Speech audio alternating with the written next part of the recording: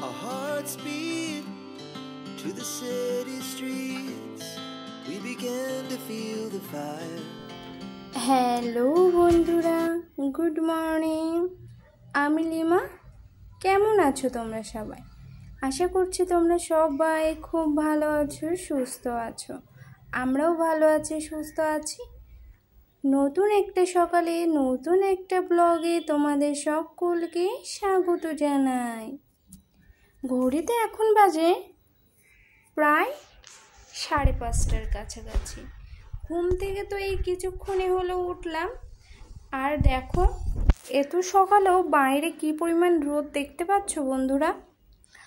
আর আজ হচ্ছে শুক্রবার। আজ শুক্রবারের সকাল থেকেই তোমাদেরকে ভিডিওটা শেয়ার করছি। ঘুম থেকে তো উঠে পড়েছে অনেকক্ষণই হলো, আর এই যে সকালবেলা উঠে বিছানা খাতা প্রায় গোছানো কমপ্লিট বলতে পারো। বাসি কাজকর্ম আমার অনেকটাই হয়ে গেছে। আর এই যে আমার বরমশাইয়ের জলমুড়িটা ভিজিয়ে রাখার জন্য আসলাম। এসে জলমুড়িটা ভিজিয়ে রেখে এবার চলো ঘর দুয়ারগুলো ঝাড়ু দিয়ে নিই। আর ওইদিকে আজ আমার সব থেকে গুরু দায়িত্ব, আমার বরের শার্ট প্যান্ট আয়রন করে দিতে হবে, কারণ ও বেরোবে এক্ষুনি। আজ এখনও যায়নি, ও স্নানে গেছে। স্নান করে বেরোতে বেরোতে আমাকে অলমোস্ট আয়রনটা কমপ্লিট করতে হবে। আয়রনটা গরম করতেও দিয়ে দিয়েছি। আর তোমরা তো জানোই যে আমি আয়রনটা কখনোই প্লাগে লাগিয়ে করি না, এই জন্য একটু লেট হয়, বোঝোই তো। কারণ বোঝোই তো, ভয় ভয় করে যে যদি পুড়িয়ে টুড়িয়ে ফেলি ভুলবশত, এই জন্য আর কি খুলেই করি। আর বিয়ের পর থেকেই তোমাদের দাদাভাইকে দেখতাম ও এমন আয়রনের প্লাগটা খুলেই করতো, কারণ আয়রনটা দেওয়া থাকা অবস্থায় করতে গেলে দেখবে আয়রনটা তো হিট হতেই থাকে, কিন্তু আমরা তো আয়রন করার সময় অনেক সময় দেখবে খেয়াল থাকে না, এই জন্য আয়রনের প্লাগটা সবসময় খুলে করারই চেষ্টা করি আর কি। আর এই যে তোমাদের সাথে কথা বলতে বলতে ঘরটাও আমি সুন্দর করে ঝাড়ু দিয়ে দিলাম। আর আমার দুঘরেরই বিছানা গোছানো হয়ে গেছে। আর কয়েকটা জামা কাপড় ছিল সেগুলোও ধোয়া হয়ে গেছে তোমাদের দাদাভাইয়ের। আর কিছু ভিজিয়েছি, সেগুলো পরে কাচবো স্নান করার আগে। আর তোমাদেরকে শুধু একটাই অনুরোধ রইল, অবশ্যই আমার ভিডিওগুলো স্কিপ না করে দেখো বন্ধুরা।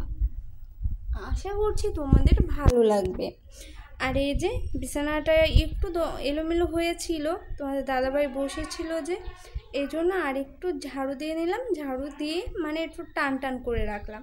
দেখবি বিছানা খাতা গোছানোর পরে একটু যেন কেউ বসলে যখন আবার কুকড়িয়ে যায় না, তখন বেশ একটা কেমন একটা লাগে, মনে হয় যে বিছানা খাতাগুলো কেমন অগোছালো হয়ে গেছে। আর তোমাদের দাদাভাই বসলে তো সেই জায়গাটা লন্ডভন্ড হবেই, এর কোনো অন্যতা নেই। এই জন্য কম্বলটাও একবার একটু ঝাড়া দিয়ে গুছিয়ে রাখলাম, বিছানাটাও একটু ঝেড়ে দিলাম। আর এই যে আয়রন করতে চলে এসেছি। আর আয়রনটা আমি বলতে পারো ভালোবেসেই করি, কারণ আয়রন করতে আমার বেশ ভালোই লাগে। আর তোমাদের দাদা ভাইকে আমি যতটা পারি সব কাজগুলোতে হেল্প করার চেষ্টা করি, যতটা আমি করতে পারি আর কি, যেগুলো আমার দ্বারাই সম্ভব। সবটা তো করে দিতে পারি না।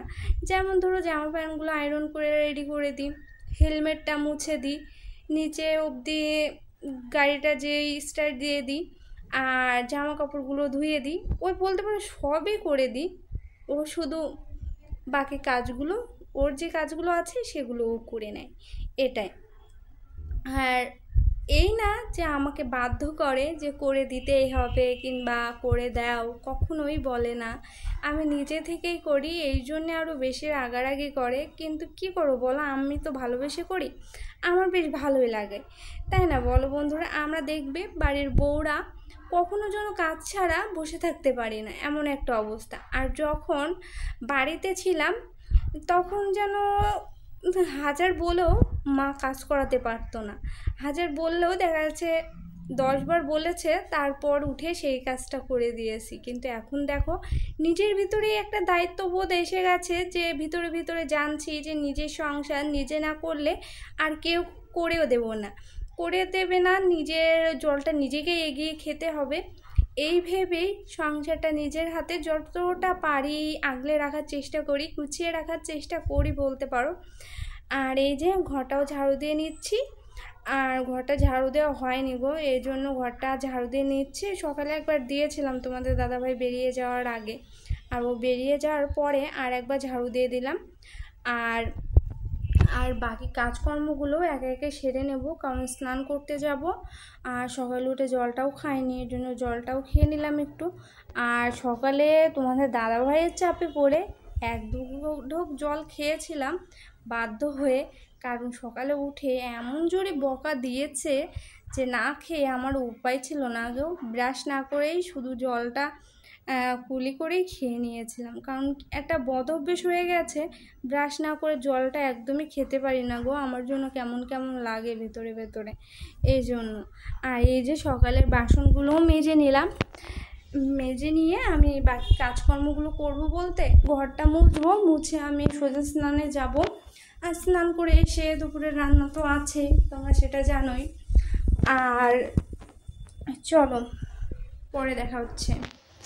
আর এই যে আজকে একটু চা খাবো ভাবলাম, এই জন্য চাটা করে নিচ্ছি।